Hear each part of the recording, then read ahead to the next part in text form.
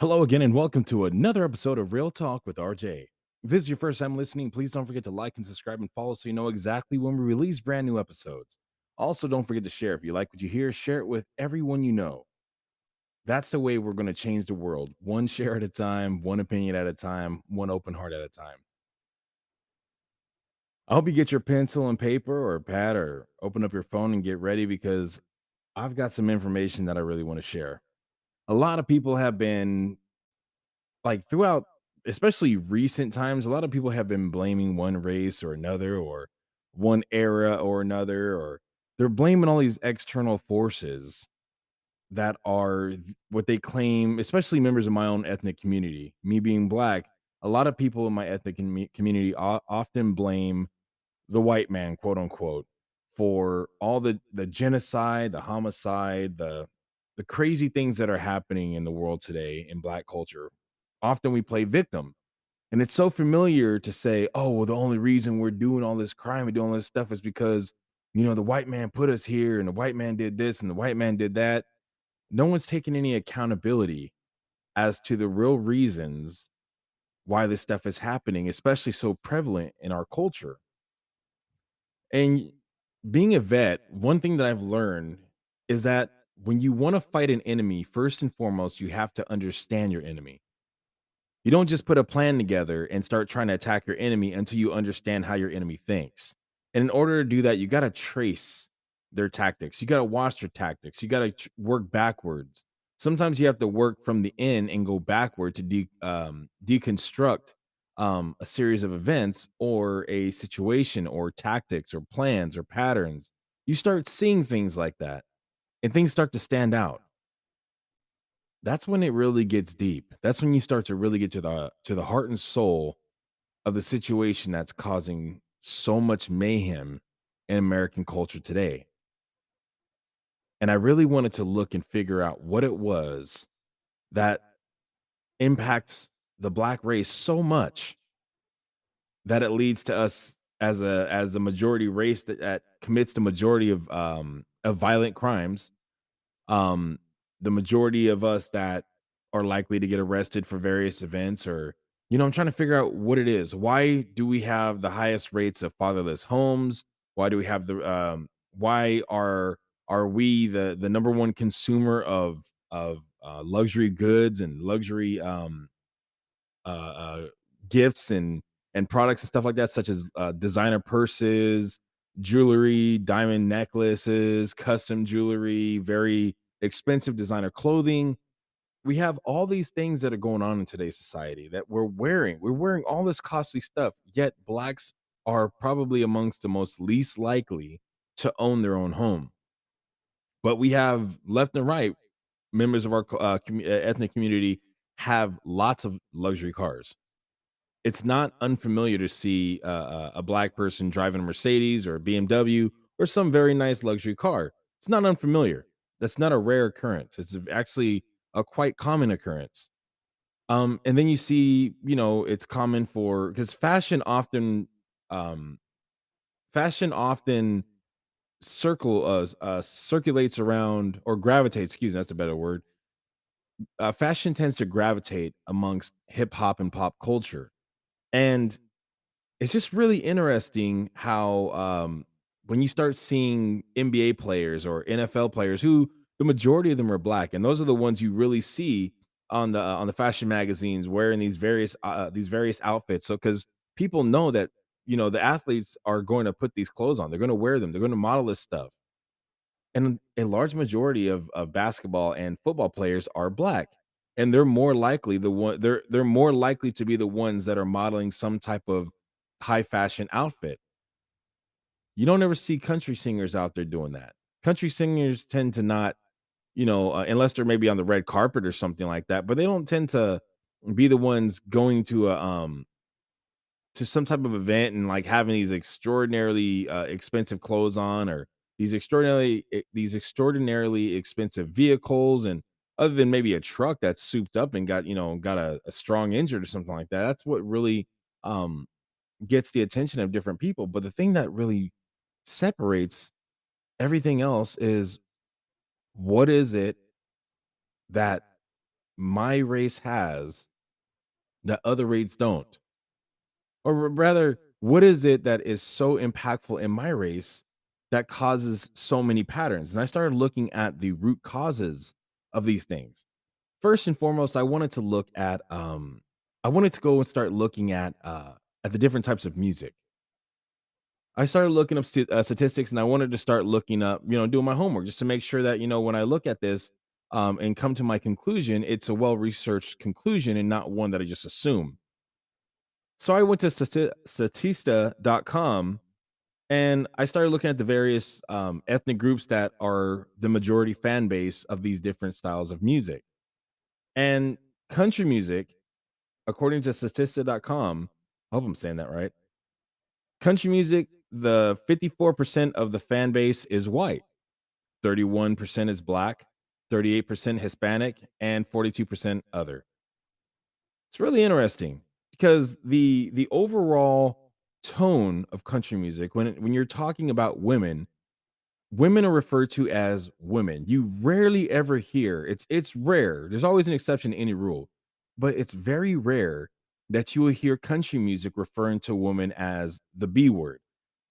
If you do hear a woman being referred to as the B word, it's more likely because this person is talking about a specific individual, being the woman that cheated on him and hurt him or betrayed him or something like that, and he's mad, he's lashing out at her specifically. So he's talking about a specific person as opposed to the umbrella women, and then you look at, the type of tone that country music tends to have as well when they're talking about women. They refer to women as mothers, sisters, daughters, wife, girlfriend. They identify women with a level of respect. The overall tone for women is respect. The overall tone for country music is that of a family man or family, person, someone seeking family, working, hard on his day's work. Whenever you look at the music videos, the only luxury item, if you wanna even call it that you see in these music videos is a truck or maybe some horses, but, like, they're not wearing top-notch designer, they're not wearing Louis Vuitton, like, maybe some of these new country stars are trying to bring pop into country music, which is actually getting a lot of backlash from real country fans because 'cause they're like, "Look, if you wanna be pop, go be pop. Country's perfect the way it is. Don't come in here and try to make country something that it's not. Let country keep its sound. Everything else is starting to sound the same. Don't do that to country music." Because right now, country doesn't have like a really heavily censored type of standard in country music on regular mainstream country radio. Right now, you can talk about God, and then you can have a album that talks about your mother, talks about the hard stuff that you're going through, the different challenges that you're experiencing. You can listen to all these different things on country music and on the same radio without being heavily censored. And I think it's just very interesting because I was looking at the overall tone of country music, and the way it refers to women is that of a respectful demeanor, respectful tone. Welcome, Zahara. How are you? Hi, my name is pronounced Sahar. I Oh, I heard apologize. everything you said. I wanted to let you know that you're doing such a good job. You talk about a subject. I am also an African American woman of color who love country music, but it's some country songs that I love, like "Love Story" by Taylor Swift. But I'm an R&B fan. I'm a fan of Aaliyah, the late R&B singer who passed away in a plane crash. Hmm. And so but I listen to country sometimes, and you said something about somebody mentioning her mom. Like I do that too on my podcast. I talk about my mom and hardships I go through, and the country. It is absolutely wonderful, beautiful songs that country has because it tells a story, and that's why I like it. It's amazing. Absolutely. And when the economy fell hard under George Bush, like right at the end of George Bush Jr., at the end of his tenure as president of the United States, there's a bunch of country singers that started coming out singing songs about inflation, about the cost of living, and how hard it was. When COVID hit and a lot of people couldn't feed their families, country also came out and they were very sensitive to the needs of their fans. A lot of country singers out were actually out giving food, but without the cameras. It was the cameras of other people's personal phones were recording them doing these charitable acts because they weren't doing it for the camera. They were doing it because they care about their fans. Taylor Swift did, a Zoom concert for all of her fans, and they gave back. They were really concerned about their fans and wanted to let them know, hey, we're in this together. But a lot of country singers started making songs about the struggle of going through COVID, and you didn't hear that Yes. from any other genre, and that's one of the things I really love about country music is that it really is sensitive to the struggles that other people are going through. It relates with people who are not wealthy, even though country singers happen to be some of the most wealthy in the game. You hit the nail on the coffin. It's so true. I mean, I'm Southern, so we say that means you telling the truth. I knock on wood, meaning I mean what I say. You telling the truth. And I want to applaud you for what you're doing. Continue doing what you're doing. And I Thank you. love you, my family member. On wisdom, we may not know each other, but we family. So Absolutely, I shout out to agree you, 100%. cousin. What's up? Uh, shout out to you, cousin. What's up? That's what I say. I repeat what I say. So God bless you. I want to commend you on what you're doing. I missed out on some of the stuff you was talking about. 'Cause I heard the country and somebody mentioned their mom and something like that, but I missed out on something you previously said. What was said? Well, actually, you came in right as I just got started. So I was actually talking about I'm trying to figure out the root causes of why the black community, which is also my community, I'm black. The black community happens to be the number one committers of or excuse me, the number one ethnic base that covers or that commits the most violent crimes is that of the black community. More criminals that commit violent crimes are from the black community. If somebody is like any other race, excuse me, let me try to word this better. The likelihood of a Latino committing a crime against someone who's a non-Latino is less than that of a black person committing a crime against a non-black person. It happens more Right. I commonly, agree. and it's embarrassing, and this is again, for anyone who's gonna listen later on or even right now, this is not bashing any specific race. I'm not trying to bash my own people or anything like that. I love my people, I love my culture, I wanna lift my culture up, but the thing in order to do that is we have to wake up, not be woke, which is this nonsense going on, but we have to wake up and accept responsibility for what's really going on. Because only when we wake up and see what's really happening and take accountability for what we are doing, that's when we're able to start moving forward and growing as a people. And that's the whole purpose I started researching this because I wanted to see like what is it that's affecting our race in a way that no other culture is being affected. That's why I wanted to do that. Thank you so much, Zahara, for coming. You're I welcome, really and appreciate that. God bless you. God bless My you. favorite word is God bless you. Take care. You as well. All So right. I started Peace. peace. So I started looking at other music genres as well, and I started looking at pop, and I wanted to see the fan base of pop. So I was like, you know what, pop culture is actually pretty big today. Let's see what's pop. According to Statista.com, 43% of the pop fan base is white, 38% is black, 38% is Hispanic, and 41% other. And it seems like pop culture, when you look at movies, especially chick flicks, when you look at a lot of movies, pop culture often is equivocated to white people. You watch the movie Clueless or any other thing like that. When you see that, it's just something that's more common among the white culture than any other race. And actually, the statistics don't lie on that instance because people are volunteering this information.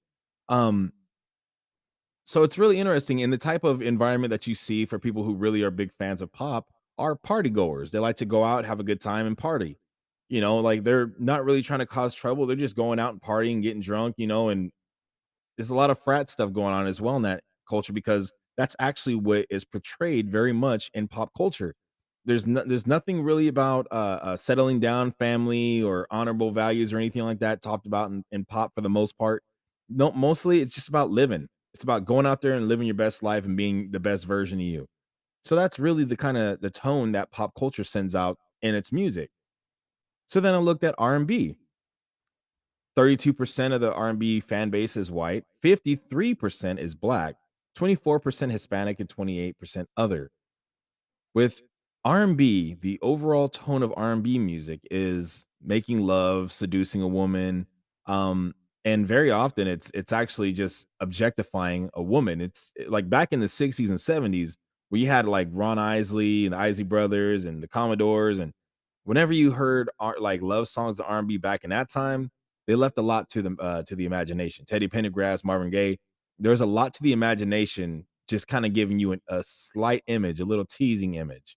Like turn off the lights, light a candle. Tonight I'm give it all to you. Like, but they're not being super detailed about what they're gonna do with this woman. They're just kinda painting a picture of like, I'm gonna make tonight a magical night. Tonight we celebrate our love. There's a lot of really beautiful lyrics back then that were actually very poetic in nature and gave a lot of imagery to the imagination, set the mood, and you can get in there and do whatever you wanted. Now today's R&B is very, very vulgar. It's very detailed, which leaves nothing to the imagination, and it objectifies and sexualizes women completely. And then you look at like reggaeton, which is Latin version of pop. Reggaeton is heavily sexualized as well. So we're starting to see a lot of people who are like a lot of Latinos, especially in the younger millennial 20s, 30s age range right now. They're starting to just go out there and just want to sleep and objectify a woman. They're not trying to commit and be serious about women anymore. That's because reggaeton is not really as old as you think. It's actually pretty young compared to all the other genres. The first time I heard reggaeton, I was in Iraq. I was in Iraq in 2004, and one of the guys in our platoon, when I was in the Marine Corps, he was Puerto Rican, and we heard this sound, this doom, doo doom, doom, doom, doo doom, and I'm like, we were all asking like, "Hey, what kind of music is this? This is kind of cool." And he's like his English was kind of broken. He like I said, he was Puerto Rican and born and raised in Puerto Rico, and he wanted to join the Marine Corps so he can move out and try something new with his life. And we asked him like, "Hey, what is this? What type of music is this?" And he goes, "It's reggaeton."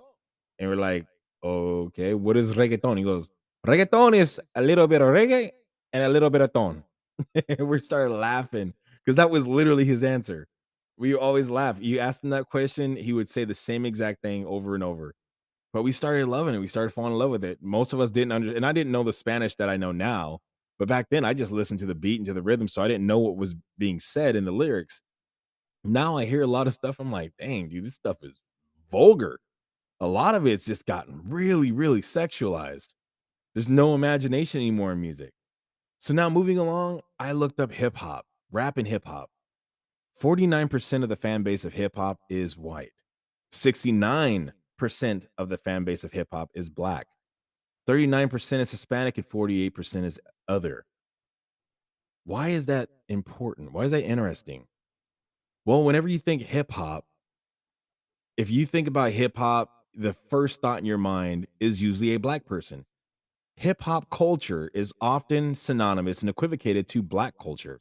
The one and two. Like if you see like when Eminem first came out, let's be honest, when Eminem first came out, even though that guy had bars, that man can rap incredibly talented.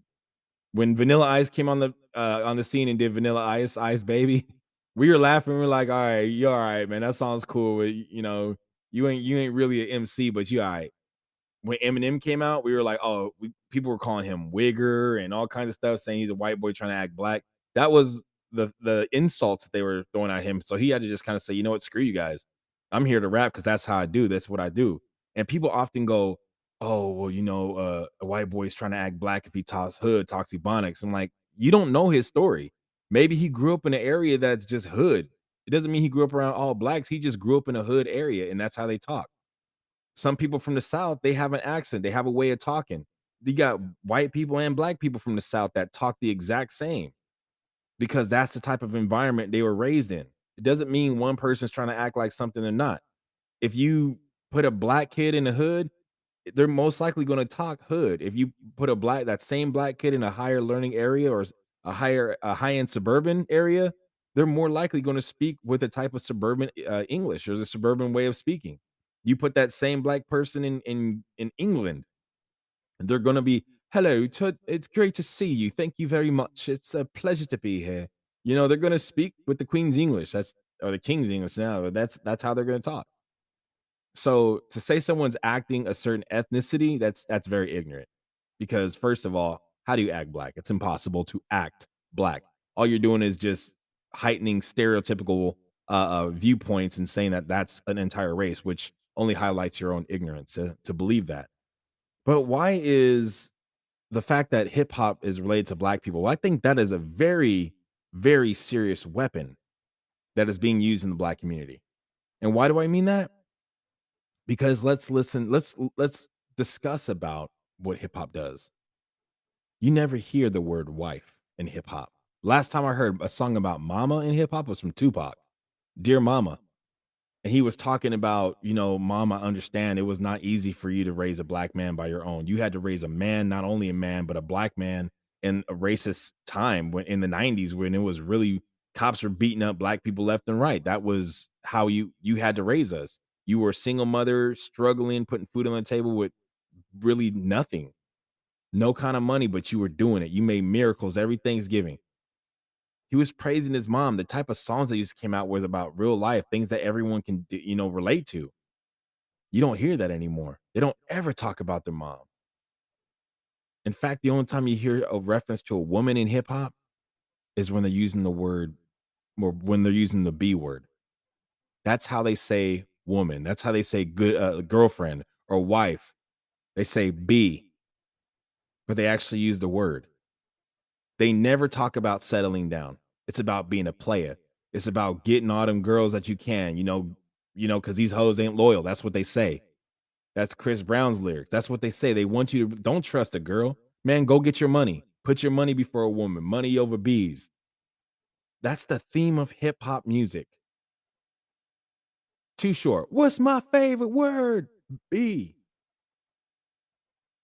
That is the theme of hip hop is to completely desensitize and devalue women. And when you look at a hip hop music video, what type of woman do you see in those videos out there twerking in virtually no clothes? 9 times out of 10, you're seeing a black woman doing that. Back in the 60s, 70s, even the 90s, it was very common. I've said this before. It's very common to see a black man dating or marrying a black woman because we thought like for as a whole, we wanted black women. We loved being with our own people. It wasn't about, oh, we have to. It was a desire. We had good quality women for the tone. That was the type of women our women were. Good quality, hardworking, loyal, honest women that would lift you up when you lost your job or were struggling financially. They would lift you up and help you get right back on your feet because they knew you're my man. I'm a ride or die with you. We're going to get through this together. When you suffer, I suffer. We suffer together. That was a tone of the black woman back then. They weren't out there twerking in videos back then. Now, because of the tone of hip hop, they have completely desensitized or excuse me, devalued black women in these videos. They're censoring people for having a different viewpoint, yet WAP by Cardi B was a number one song, and no one's getting censored for that. She never got censored. That was a leading song that completely does nothing but sexualize women, saying this is all women are vaginas, and that's it. And when you get in here, you ain't gonna last. Rihanna, under my umbrella. That's not talking about actual rain. That's talking about her vagina.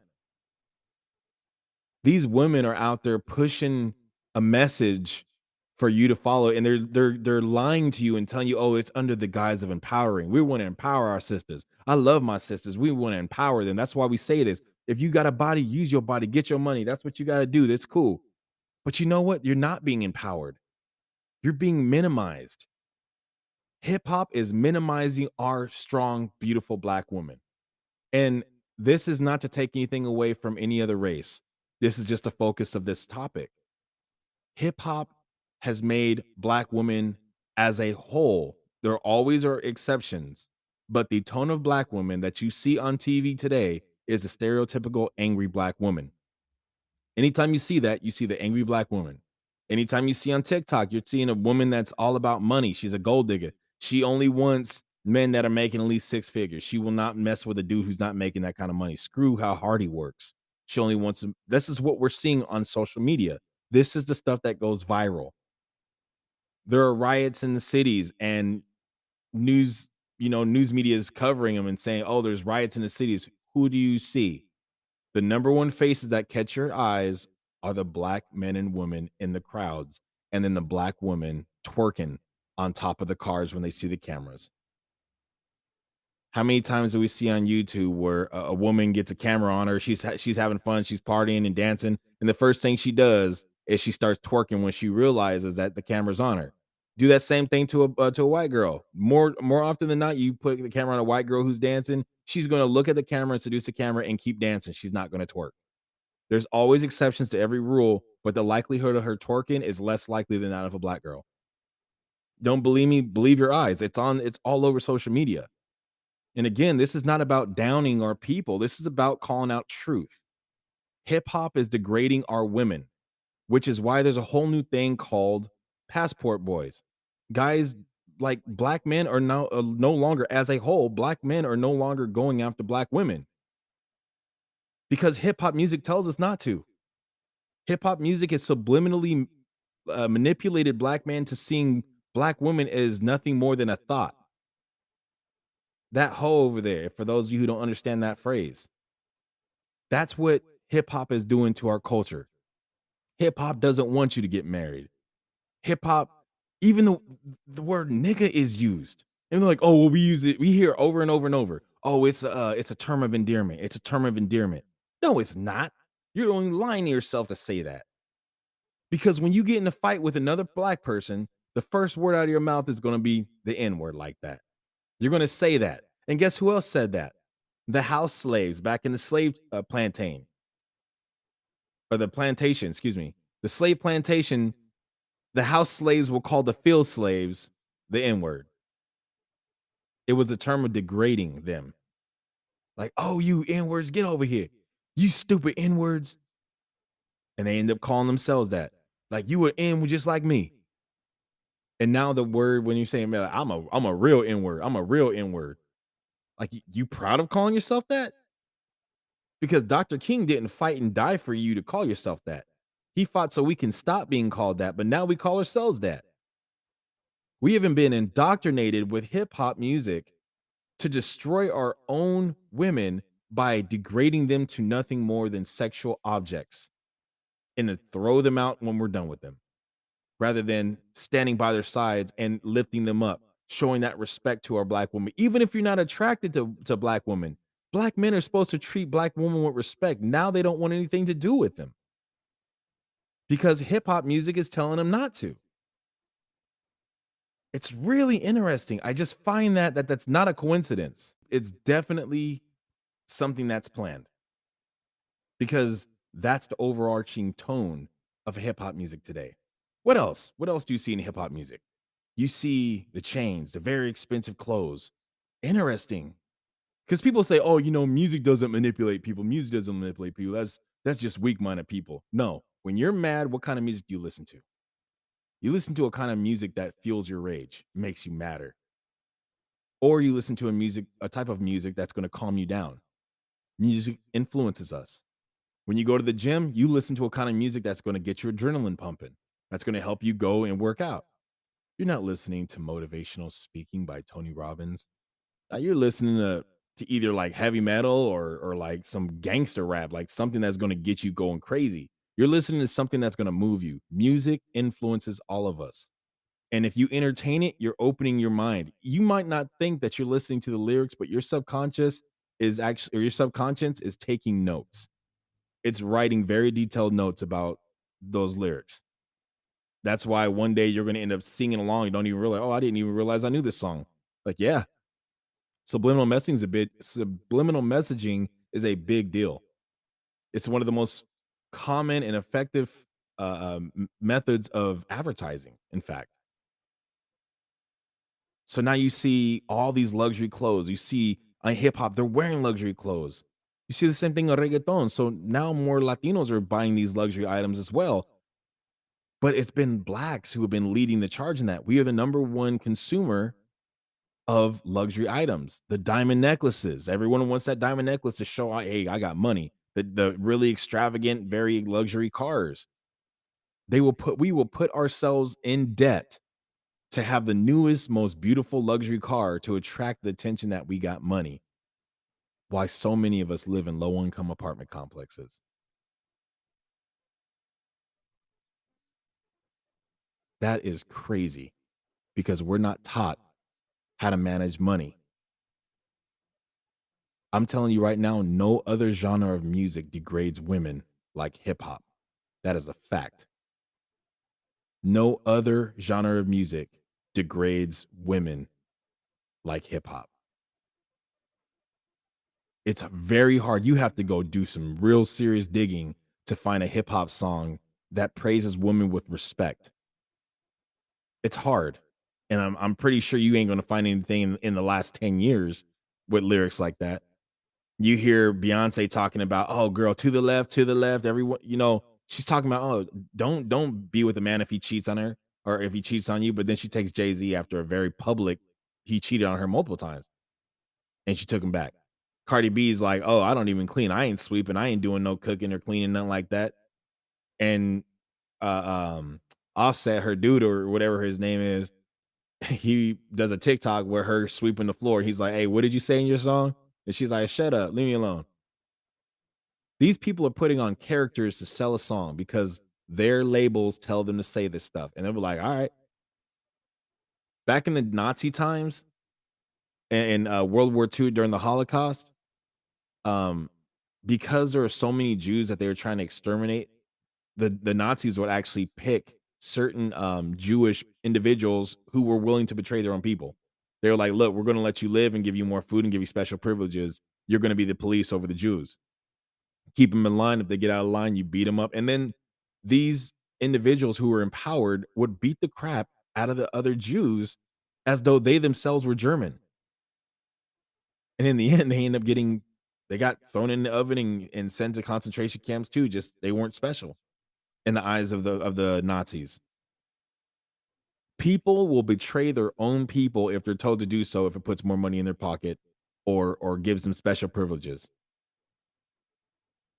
So what makes you think when we got all these doctors out there, they take a Hippocratic oath, like, "I promise, I swear I will do no harm." Like, really? Well, how many of those plastic surgeons out there took that same oath and have given women, like, triple P, size cups for breast implants, or give them so much collagen filler their lips look like butt cheeks, or they're giving women facelifts that no longer can lift. They have no more skin to lift, but they keep doing it because they're getting paid. They have an incentive, and they're like, "Hey, it's your body. Hey, you're paying me. It's your body. I'll do whatever you want me to do." They have an incentive, and they don't care about who it hurts as long as they're getting paid. So we have. When's the last time we had a female hip hop artist singing empowering songs that lift women up? Period. That are like strengthening women and telling them you don't have to use your body to get someone's attention. And if you have to show your boobs to get a man's attention, you're attracting the wrong man. That man's not worth your time because you're so much more than a pair of boobs and a vagina. You are a creation that was given the power to nurture, love, and create life like no one else can. I don't care how trans or gay a man is, no man can ever love the way a biological woman can love. It's just something she has that is unique to women, biological women.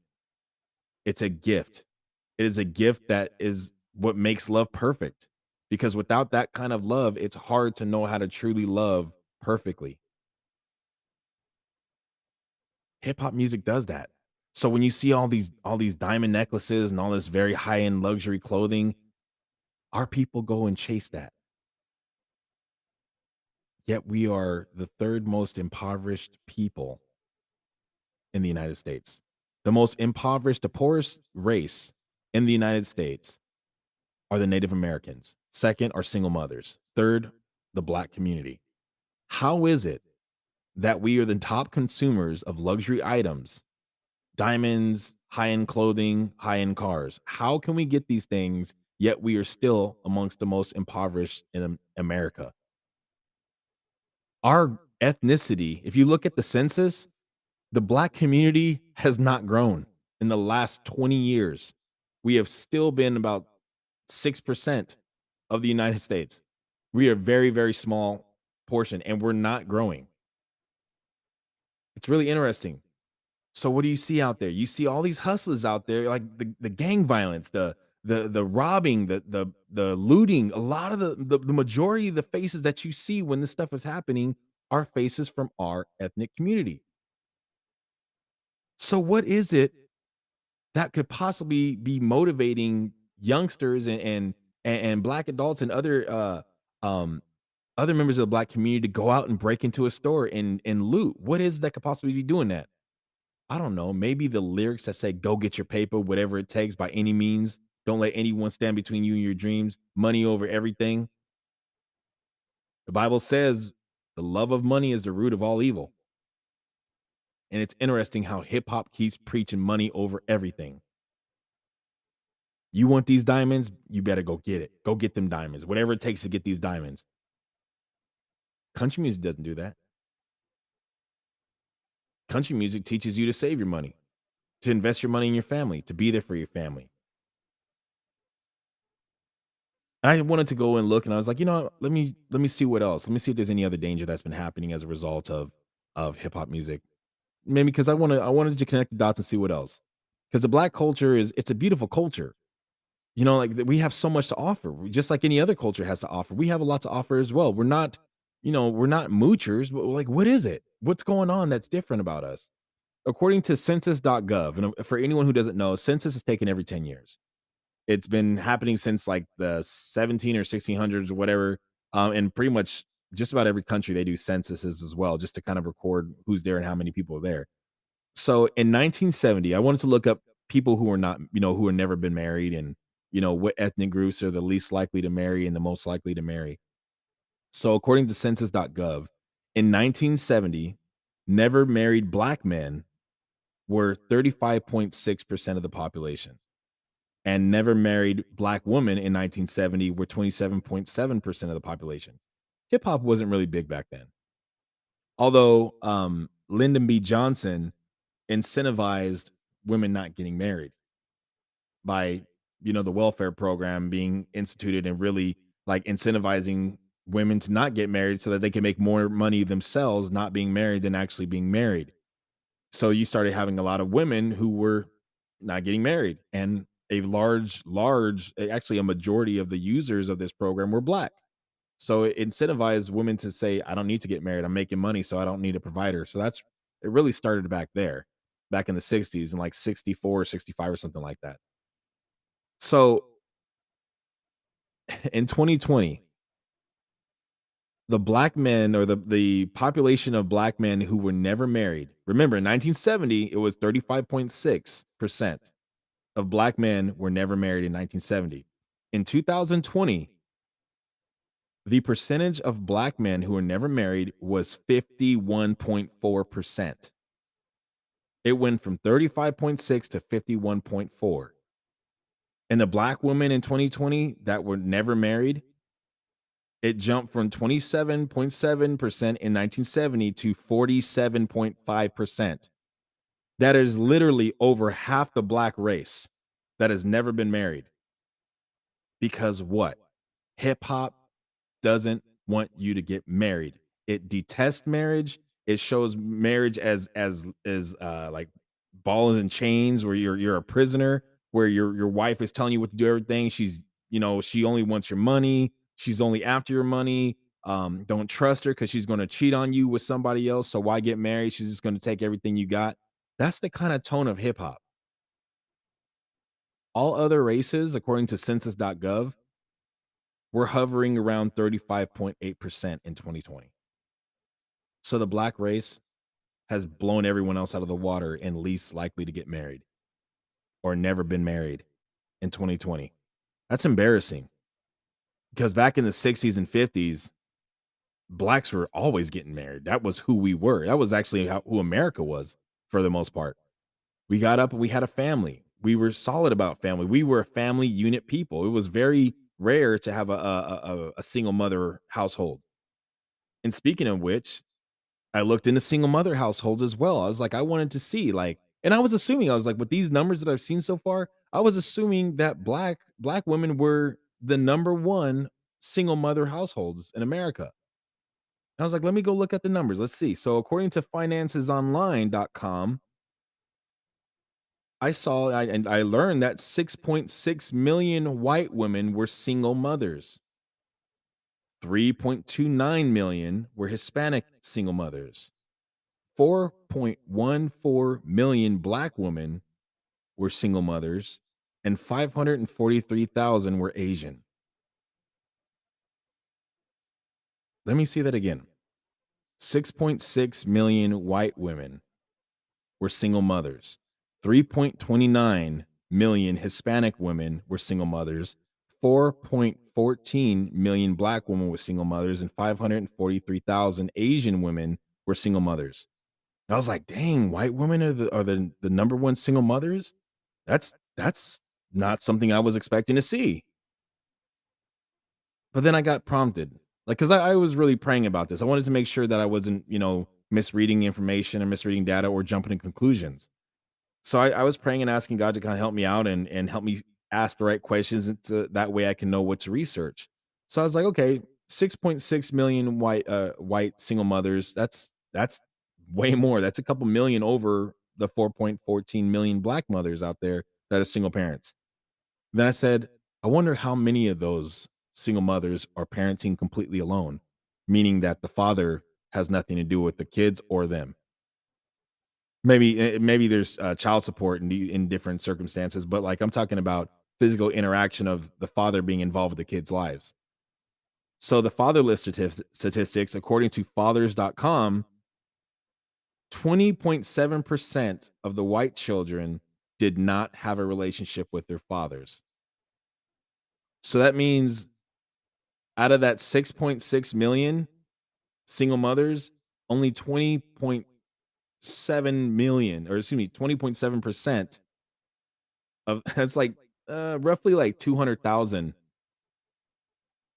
Yeah, I think it's about 20, like 20,000 or something. Yeah, 200,000 kids. I'm not doing the math. I'm just kind of estimating the math. That's like 200,000 white kids did not have a relationship with their father of that 6.6 million. 31.2% of Hispanic children.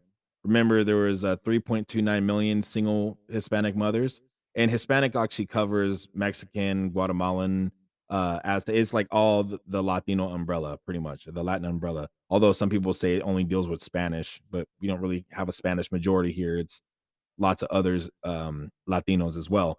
But 31.2% of the Hispanic children who were raised by single mothers did not have a relationship or would never have a relationship with their fathers. So that's like that's like 300,000 of the 3.29 million. That's a lot, but that's not nearly as much as it could be because remember, there's lots of Latinos in America, lots of them. So that's a relatively small number in comparison to the totality of Latinos in here. Same thing with whites. Whites are a very large majority of the country. So 6.6 million is actually a pretty small number considering they're about 70% of the United States. I believe it's like 70 something percent. I believe it's up there. So when I was looking at the black children that are least likely to have a relationship or did not have a relationship with their fathers, remember 4.14 million black children, or excuse me, 4.14 million. So that is 4,140,000 single mothers in the United States in 2020. Of that 4,140,000 black mothers, there were 57.6% of black children who would never have a relationship with their fathers. Now, let's say, just to put that in perspective, let's say 4,140,000 mothers. Let's say each one of them had one child. I know there's more or not, but every one of those single mothers has at least one child. That is 2,070,000 children who did not have fathers growing up. Now there's lots of things that we can assume as to why those fathers weren't there. Let's welcome the Guru Warrior. How are you? Welcome to the show. And so you found the answer to the black race. Say again? I'm reading your thing. You said you found it. You found the murderer of the black race. Yes, I have. Explain. Explain. Explain? Please. Oh, I'm talking about hip hop music. Hip hop music is What? Yep, hip hop music has been the thing that has told us not to marry. Hip hop music has told us the thing not to save. Hip hop music has told us not to treat women with respect because women are all bees. B word. Hip hop music has told us to seek money rather than wealth. Hip hop music has told us listen to how the hip hop stars talk. None of them speak proper Okay. English when they're on stage or when they're performing or when they're being Yes. interviewed. Say again? Oh no, it's just that I'm 53 and I actually live in New York. And one of the reasons why we created hip hop was because Ed Koch took away the music program. So hip hop in the beginning was not what it is now. Exactly. It used to Okay. be something that was relatable for everyone. Hip hop was about telling stories of the black culture, of the struggles that we were going through, the assaults of racist cops back in that time that were targeting us, the Yes, disenfranchisement. It was talking about the things that the black community were going through, things that we can all relate exactly. to. Yes, and it actually didn't come from America either. So, you have to understand that as well. Um, the first, um, a lot of the first hip hop artists were Jamaican. Oh, interesting. Cheyenne. Yeah. Jamaican woman was the first woman to actually put hip hop on wax, and that was in 1978, probably before you were born. Yeah, Right? But it was we had that back in Jamaica before even hip hop started in America. So, I'm even scratching like Grand Wizard Theodore. He got scared because his Jamaican mother yelled at him and he went, skibba, skibba. And that created scratching. That was awesome. oh So, wow. there are good things and bad things about hip hop. However, if you watch a box or whatever on, what do you call it, um, YouTube, there is a letter that was written by a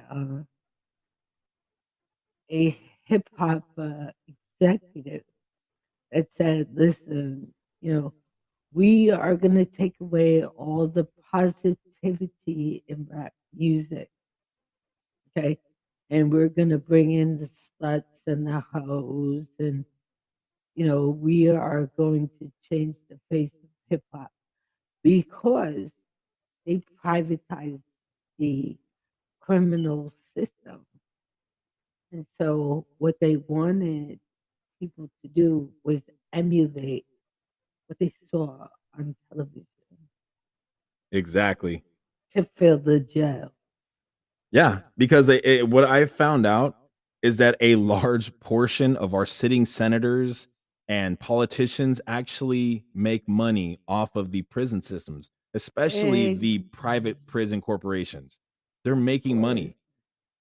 So of they're course. actually incentivized to continue to keep making laws that keep getting people arrested. It's interesting to me how in India they have less traffic laws than we do and they get in far fewer accidents than we do.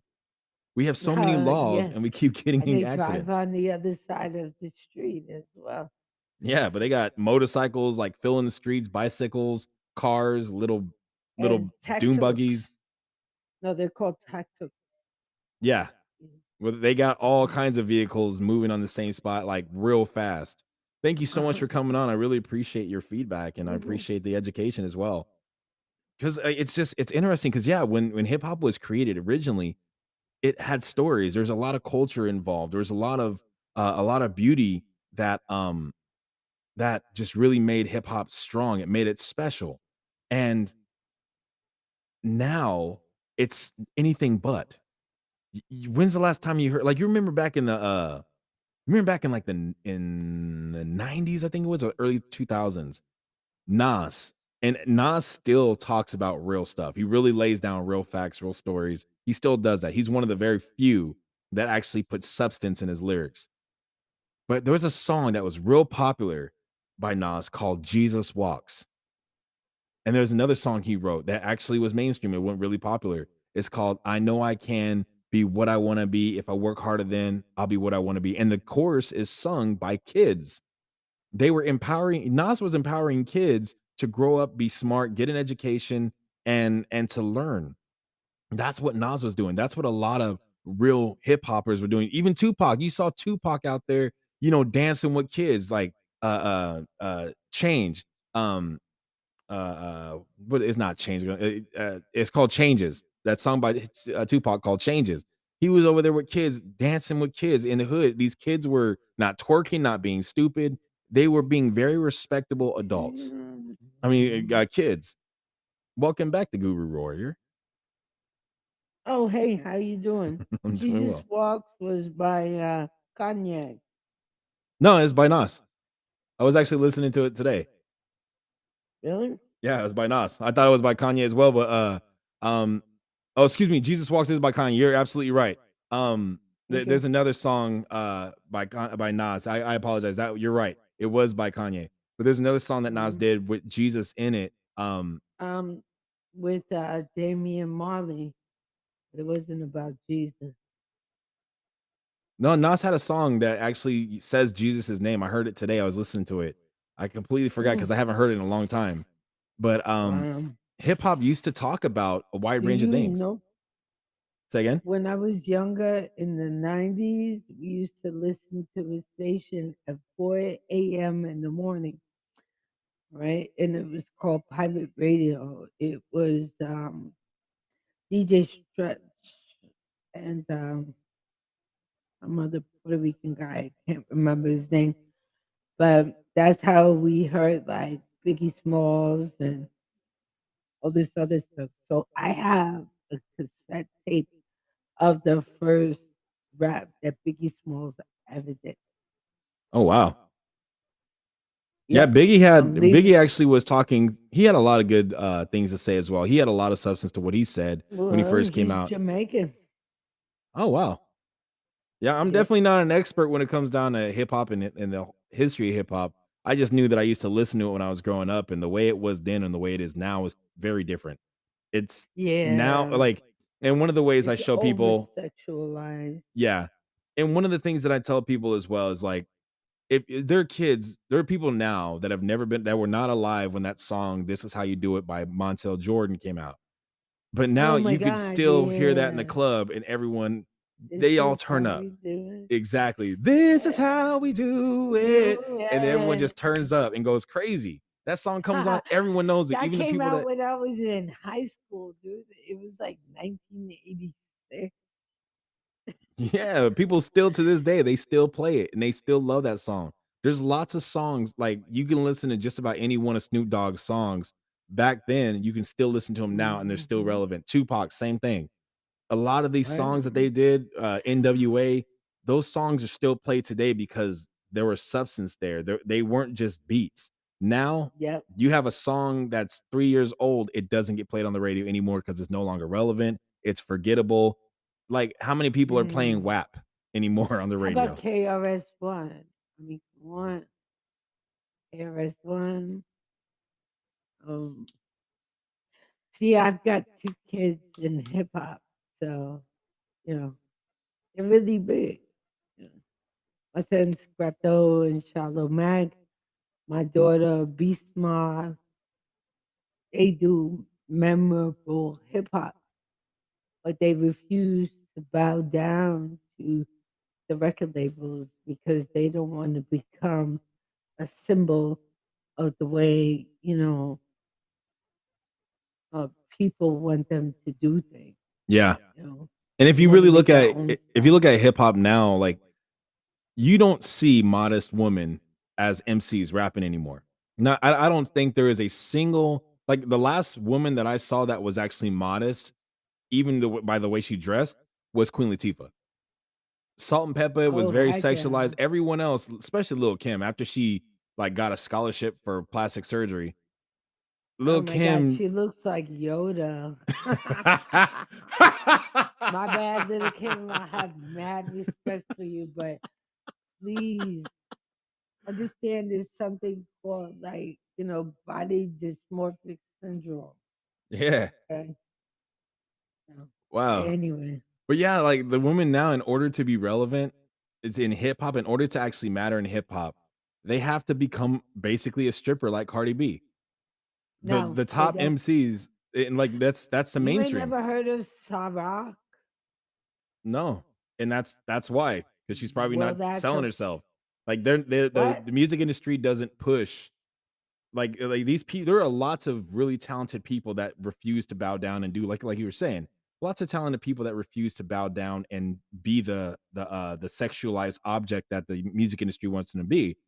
But they're not the ones that are the really popular ones. The ones that everyone knows Cardi B's name.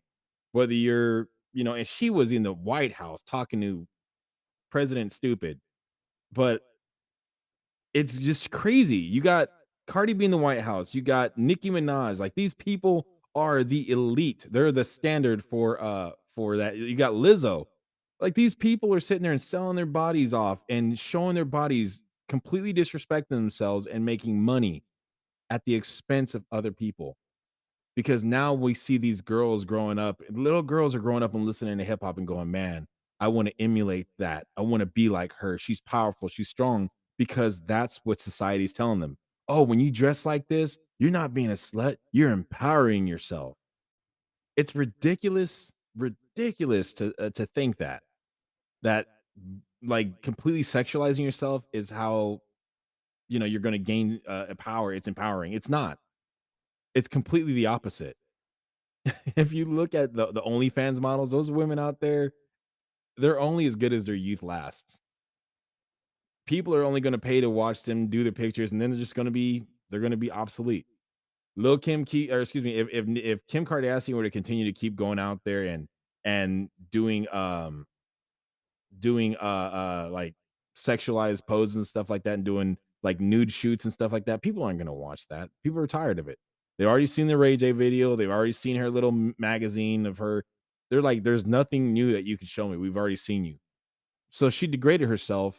I mean, she's got an empire. I'm applaud her for her empire, but at what cost? At the risk of preaching, the Bible says, what good does it do if you gain the entire world but lose your soul in the process? I mean, what's your soul worth? Is it really worth completely degrading yourself to make some money? Because you have to live with that shame. And you might not think about the shame. Because me personally, like, and I'll use myself as an example. I used to be a stripper. And I thought when back then when I was dancing, I thought I felt invincible. I felt kind of like godlike. That's how I thought back then. Because I can walk up to any woman in that club, sit on her lap, drink her drink.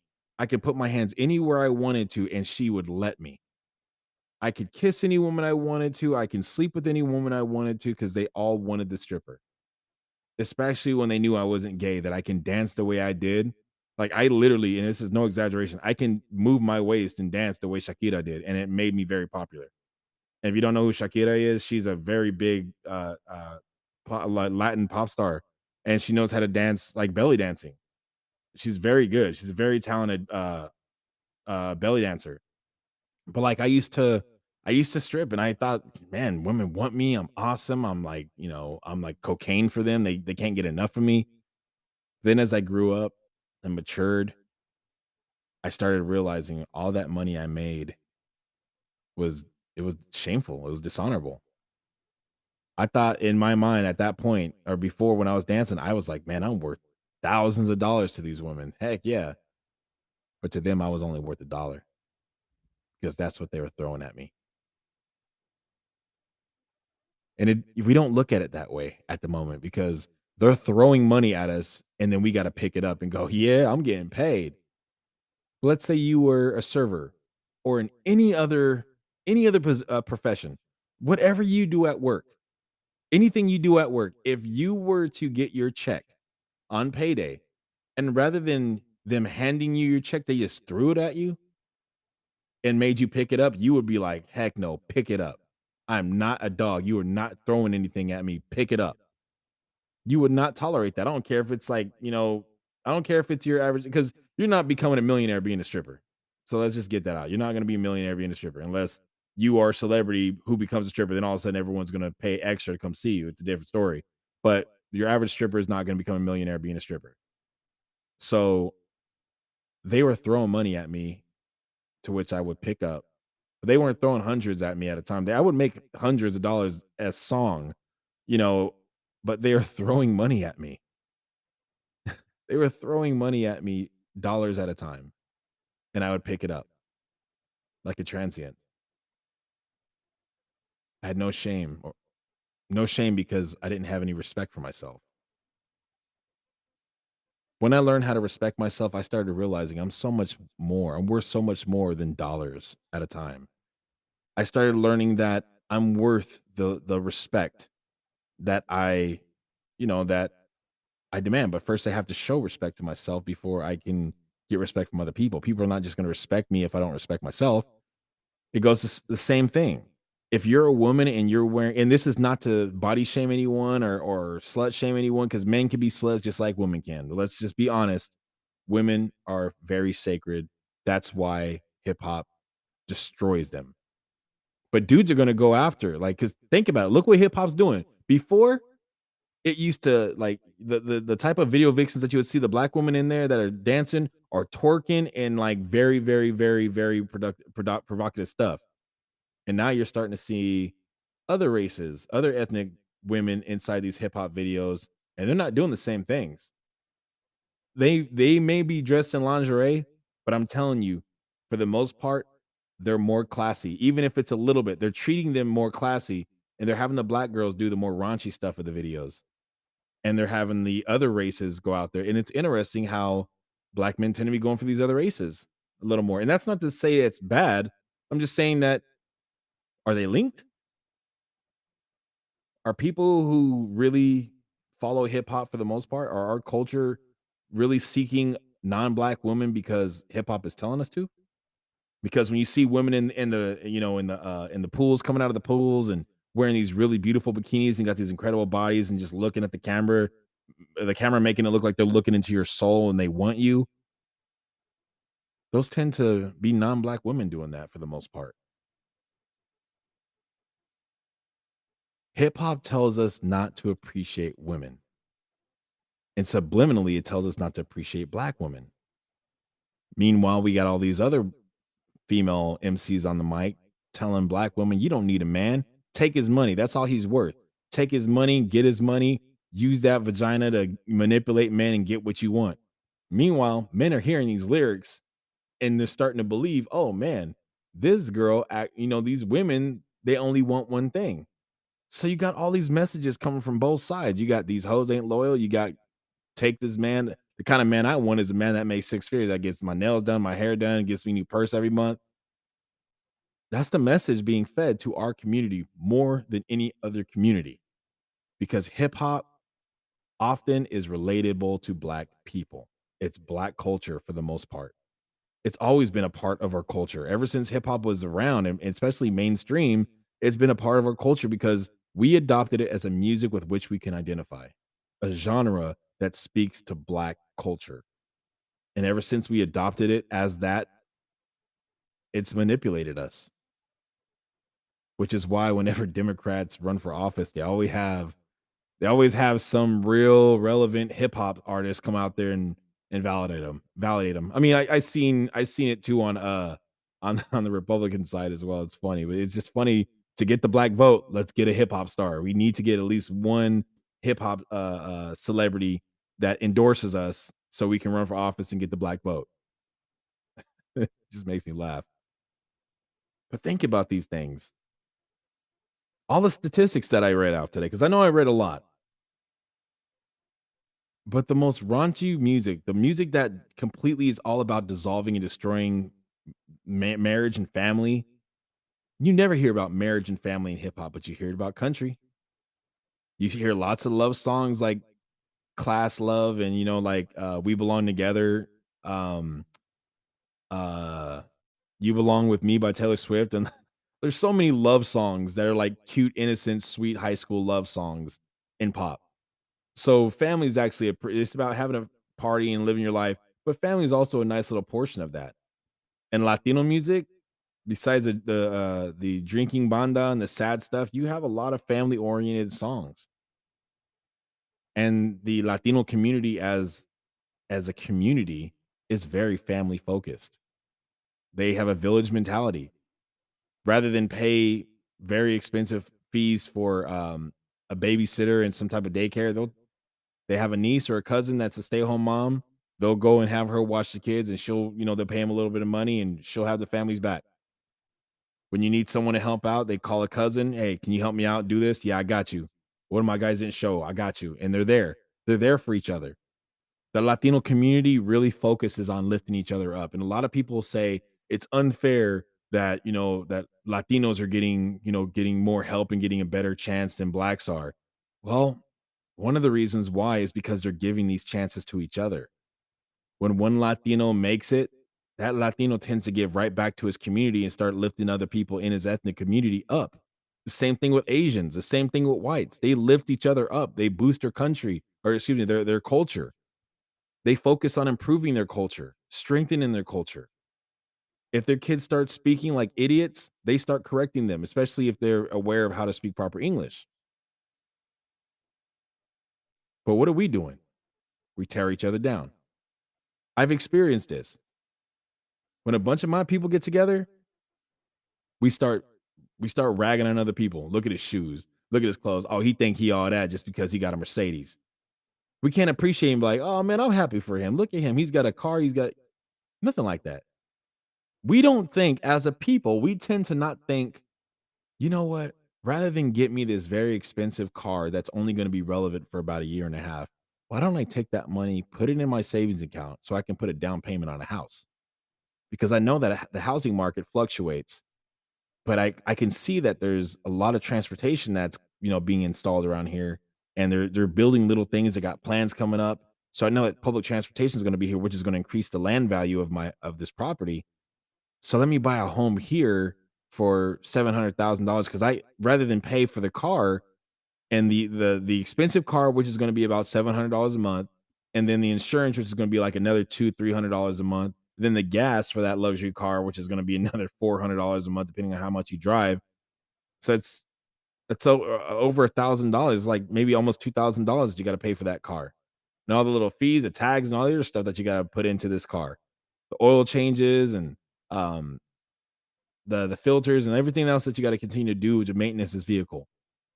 Rather than put money aside for your future, you just buy these diamond necklaces that you're only gonna wear for a little bit to say, look at me, I'm rich, I'm wealthy." You know who doesn't wear diamonds? Bill Gates, Elon Musk. They don't wear that kind of crap because when you're wealthy, you don't wear it, you live it. There's a big difference. Hip hop music is poisonous. That's the reason why so many we kill our own people at a higher rate than any other race out there. Blacks kill black, or excuse me, black Americans kill black Americans more than any other race kills their own culture. And black girls are the number one partner or the number one customer of Planned Parenthood in abortions in America. And a large portion of those abortions, the vast majority of those abortions, are because she knows that she's going to be alone raising a child and she can't bear the thought of raising that baby alone, knowing that her baby's dad is not going to be there. And why is the baby's dad not going to be there? Because hip hop told him family doesn't matter, money over everything. Hip hop is poisonous. It's destroying our community. The root of our disintegration, the root of the fall of black quality. And what I mean by black quality is the high quality of life that we once used to enjoy as a community. Walking down a black neighborhood, knowing that nothing bad is going to happen to you from other black people because you're safe. You're home, you're with your people, everything's cool. That used to be the way of life back in the 90s and the 80s and the excuse me, more so in the 70s and 60s and before that. You walked around amongst your own people, you were safe. Now, if you got a chain and you walk in amongst your own people, you're probably going to lose it. If you walk outside, regardless of what race you are, if you walk outside and you have like you're just walking out there and you have let's say you got 5 racks, you got $5,000 of cash in your hand, and you hold that cash over your hand, and or you hold that cash in your hand, hold it above your head, and you walk down the street. Be honest with yourselves. What or let's say two guys jump out because you're going to most likely get robbed. But two guys jump out. What race group are they most likely going to come from? A group influenced by country music as a majority, who tells you to work for your money, a group that talks about living your best life and enjoying life, not making money, but partying, enjoying life, the pop culture, which also the majority are white, the Latino culture that talks about drinking, working hard, being with your family, a family minded type of people, or people that say money over everything. Hip hop influences us far more than you can imagine, and it's not influencing us for the good. There are some exceptions for people who are keeping hip hop alive and telling stories. Nas is a very big one. And another man named Tom McDonald. If you don't know who he is, I strongly encourage you to listen to Tom McDonald. The man's lyrics are incredible. He's a lyricist, he's an incredible rapper. He's completely independent. He's not signed by any music industry or any music label. He refuses. They've been trying to come for him and ask him to sign, but he refuses because all they want to do is censor him to keep him saying what they want him to say, and he refuses to do it. So he's making millions and millions of dollars. He's worth he's worth probably like over 20 million right now. All independent. He makes his own beats. He gets them mastered by one of his buddies, and his girlfriend is the one that shoots all of his videos. She directs and shoots his videos with her own camera. They own all the equipment. Everything's independent. They got Billboard like top number ones. He's like just about every one of his songs that he releases goes to the Billboard number one, number two. It hits, and all of his videos go viral. So look up Tom McDonald on YouTube. You'll find him. He's on I think he's on Spotify as well. He's on lots of platforms, but the dude, he says some incredible things and he doesn't bite his tongue. He says what he thinks, and he's done it independent. And that's one of the reasons why the music industry wants to silence him, because the music industry wants us to believe, especially the hip hop industry, they want us to believe that if you want to make it, the only way you can make it is by signing the dotted line with the music industry or music label. You can't do it by yourself. You need us because we're the gatekeepers. Well, Tom McDonald goes, screw that. I'm going to show you I can do it without you. And he does it. The only reason he hasn't won a Grammy is because the Grammy they only open up like sales and numbers and stuff like that from music labels. They won't do independent artists. So that's why he won't. It's like a whole thing. That's why Tom Cruise for the Academy Award, Tom Cruise, that movie grossed billions of dollars. Maverick made more money than any other movie besides maybe Avatar, The Way of Water. But you didn't see Tom Cruise even get a nomination for that film and how much went into it. But it blew everyone else out of the water. Something to think about. Those award shows, they're just propaganda.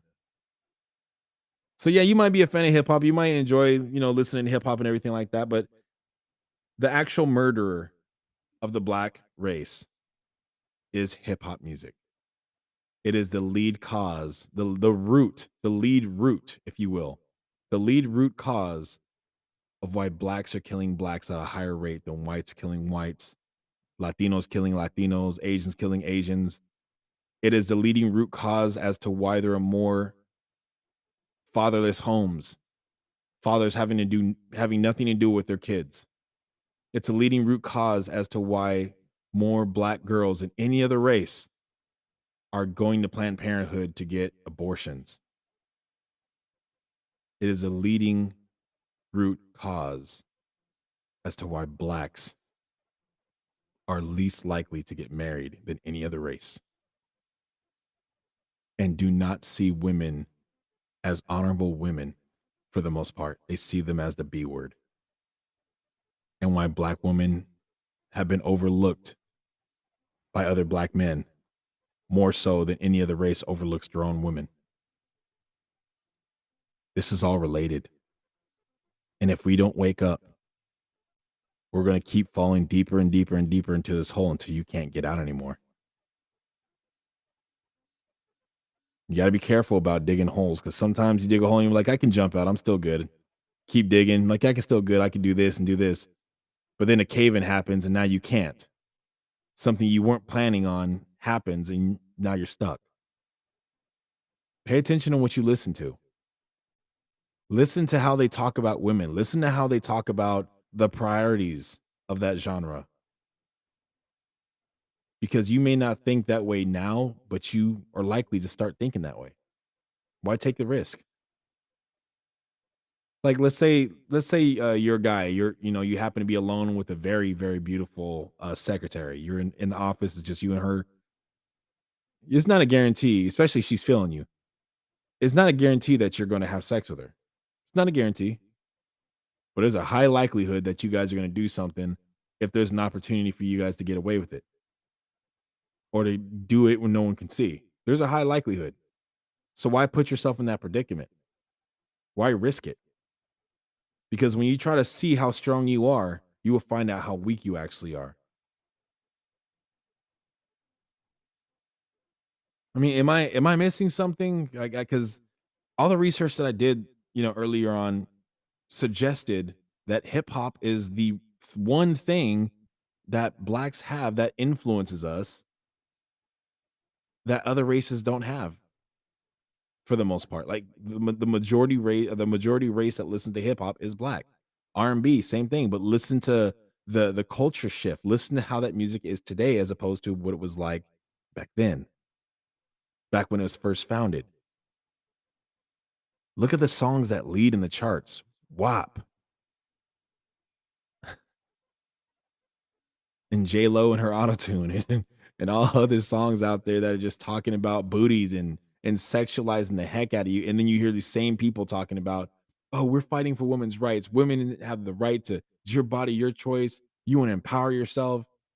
They keep using these words to soften the blow, like for like castrating children.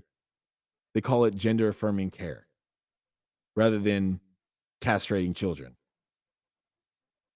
That's what they're actually calling it. They put these nice little pretty bows on something horrible. Like they call it canceling a pregnancy as opposed to murdering a child. You're like, "Oh, well, we want to cancel the pregnancy because it's not alive." But the same scientists say, "Oh, well, bacteria on Mars is life. There's a sign of life on Mars." Like, well, the life is not independent. The life is completely dependent. So it's a parasite. A fetus is a parasite. Like, really?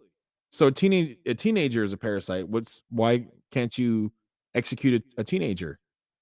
If you have a teenager, all they do is mooch. They don't pay anything. They don't contribute anything. They just sit there and take all your food and mooch and mooch and mooch and depend completely on you. Same thing with an 8-year-old, 7-year-old, 5-year-old, 4-year-old, 2-year-old, and 1-year-old. All the ages after the baby's born, they're a parasite by that same logic. So why can't we execute them? Why would it be a 187 in that situation, but it's not when you're executing a fetus? Like, oh, they can't feel it. How do you know? They can't talk. How do you know the last moments that that fetus feels are not the grueling torture of being ripped up shreds? Maybe they don't have a mouth. But I'm telling you, the stuff that hip hop culture is doing, it's affecting us in a way it doesn't affect anyone else. And actually, the people that are listening to this, I would say 90% of fans that listen to hip hop are influenced by it negatively more than they realize. So the 32 or excuse me, the 49% of white fans that listen to it are very likely to be among the people that will never have anything to do with their kids. They're very likely to not get married because they are adopting the same type of mentality that hip hop fans tend to adopt. Look at what marriage used to be back in the 70s and 50s is like till death forever. You're married. When it gets hard, you still married. You figure it out. You lose your house, you're still married. You figure it out. Now, if you get in an argument, people are leaving. Or you just got married yesterday, y'all had a great time, big, you know, big party, everyone's enjoying the gifts and everything. You haven't even finished unwrapping or sending thank you cards out to all the people that came to your wedding. You had one argument, you're like, "I'm done. I can't do this. Nah, I want a divorce." That's the mentality right now, people. They don't know how to endure. I just really encourage you, wake up. If you're a fan of hip hop, I really encourage you to boycott it. It's like drinking poison. Like, just because that poison might taste good doesn't mean it's not still poison.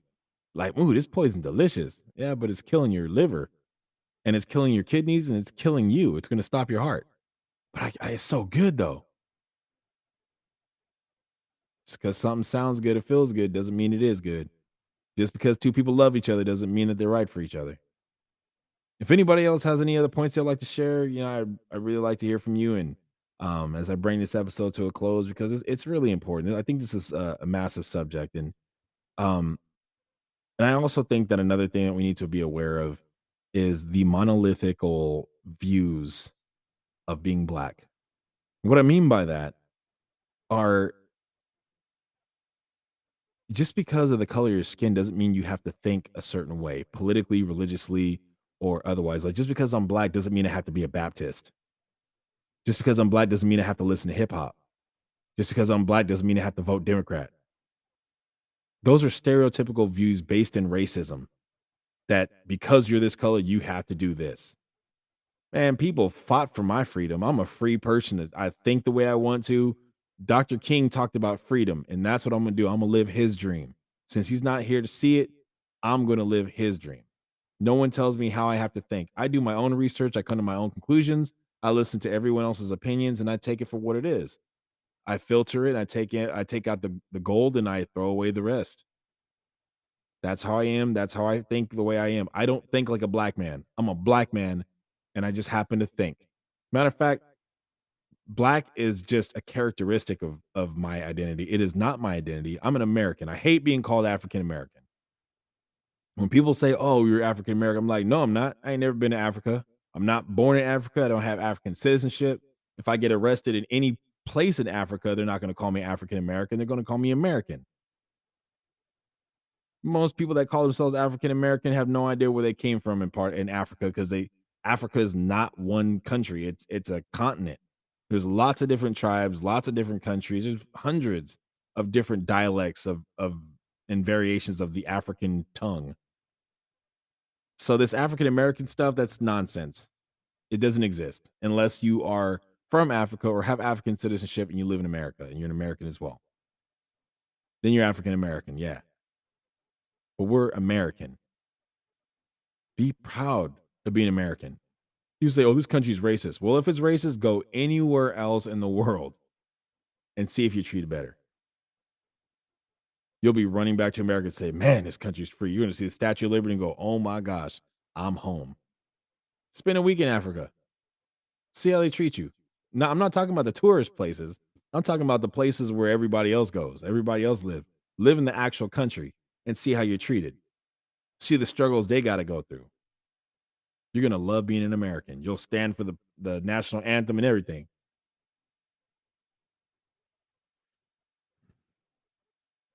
I just thought that was a really important thing, an important topic to discuss. Just it's really sad.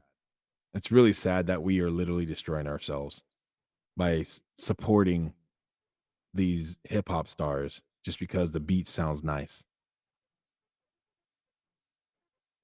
As always, I really want to thank every one of you guys for coming in tonight and for spending time with me. I know you can be anywhere you want, doing anything you want to do, but you chose to spend time with me. And I just wanted to thank you for inviting me into your homes, into your lives, into your cars, into your jobs, into your ears, and into your hearts. Until next time, I really encourage every one of you go out there and check out my other podcast episodes. You can check them out on Wisdom. You can also check them out on Amazon Podcast or Amazon Music. You can check them out on Google Podcasts, Spotify, especially Spotify. Spotify is my main platform. Got lots of other episodes out there. Right now, I'm in 21 countries. Just found I'm in Singapore. My podcast has reached them as well. So it's pretty humbling to continue to keep growing like this. And I really hope that you guys share these messages with other people, especially people who are willing to listen, because um, anyone who's willing to listen, maybe this message might help and change their lives. Because that's what I want to do. That's all I want to do. I'm not a black supremacist. I'm not a white supremacist or any other type of supremacist. I just want my people to live the best way they can. And in order for that to happen, we have to remove the toxins from among us because we are so much more than just dark skin. We're so much more than the stereotypes that people label or just like throw on us that we actually tend to throw on ourselves. So I really encourage everyone, please wake up. Please spread this message. Pay attention to these statistics. And in case you missed it, this episode will be recorded and available on the different platforms, especially on Wisdom. So enjoy it. And until next time, have a great evening. This is Real Talk with RJ, signing out.